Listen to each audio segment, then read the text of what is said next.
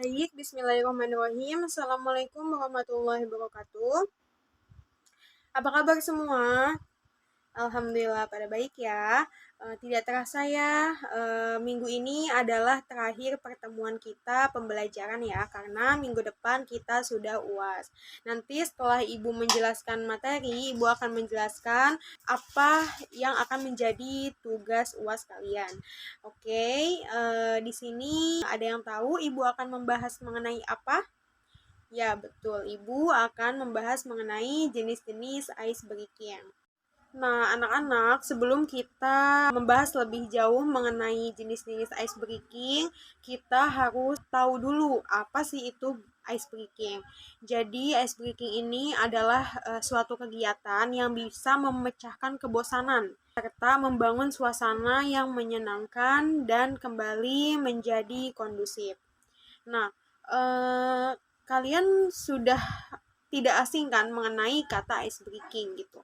Pastinya di setiap kegiatan apapun, kalau misalnya kalian bosen, pasti si pemateri ini menyiapkan ice breaking dulu, baru melanjutkan materinya kembali gitu ya.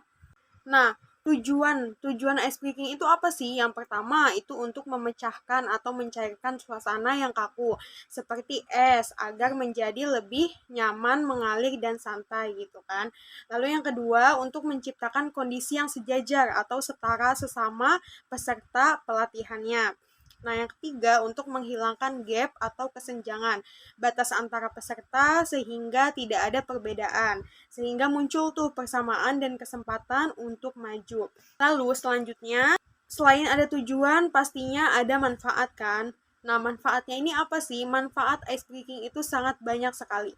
Yang pertama itu untuk mengarahkan otak agar berada pada kondisi gelombang alfa. Lalu membangun kembali suasana agar santai dan menyenangkan. Selanjutnya itu menjaga stabilitas kondisi fisik dan psikis, menggugah semangat dan motivasi peserta, meningkatkan motivasi belajar peserta agar tercapai tujuan pembelajaran, lalu menciptakan suasana nyaman bagi peserta dan pengajar, mengarahkan pendengar agar tetap fokus terhadap materi, menciptakan rasa kedekatan antara pembicara dengan pendengar. Nah, kalau misalnya kita terus aja materi terus gitu kan yang disampaikan kepada peserta, pastinya peserta itu bosen dong, dan kita sebagai pemateri tidak boleh sampai si peserta ini bosen gitu. Jadi harus ada apa biar suasana cair, yaitu harus adanya ice breaking. Jadi ice breaking ini ditentukan oleh pemateri nih.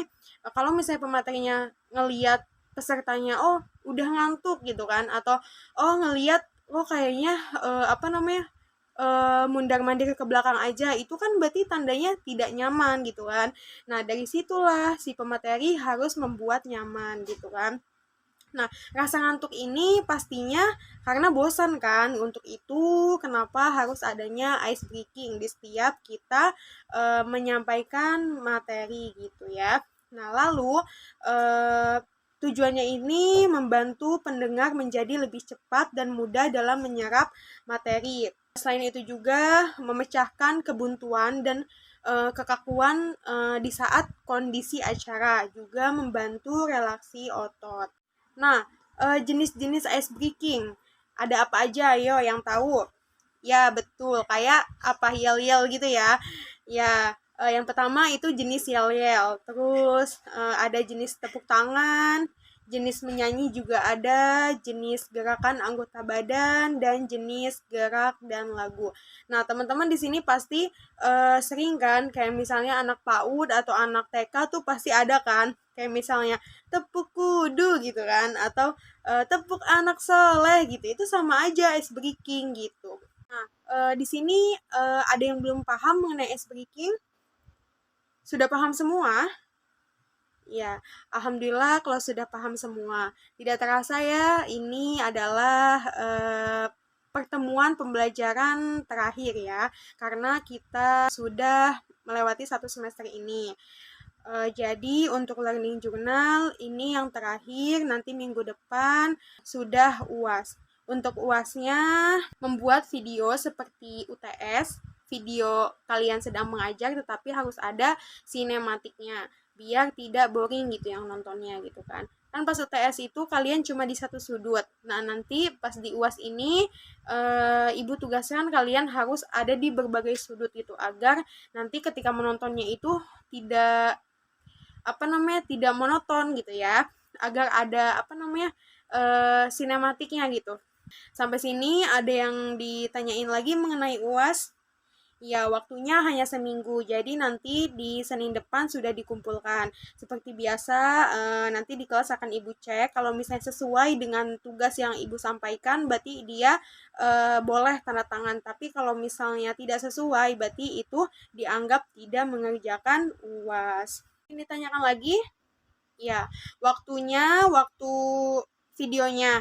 Waktu videonya tadinya ibu maunya 1 jam, tetapi tidak apa-apa, hanya 40 menit saja. Kan kemarin pas UTS 30 menit. Ini diwajibkan untuk 40 menit ya. Dan tidak boleh memakai video yang UTS kemarin, jadi harus dibuat baru. Sampai sini ada yang ingin ditanyakan? Baik, kalau tidak ada karena waktunya sudah habis ya, Ibu cukupkan. Mohon maaf jika selama ini ada perkataan yang kurang berkenan di hati. Terima kasih juga untuk Pak Adi selaku dosen pada mata kuliah ini, public speaking. Ini melatih, sebenarnya melatih diri saya ya yang tadinya tidak pede gitu kan. Sekarang alhamdulillah sudah bisa tidak nervous lagi gitu kalau misalnya megang mic atau berbicara di depan umum.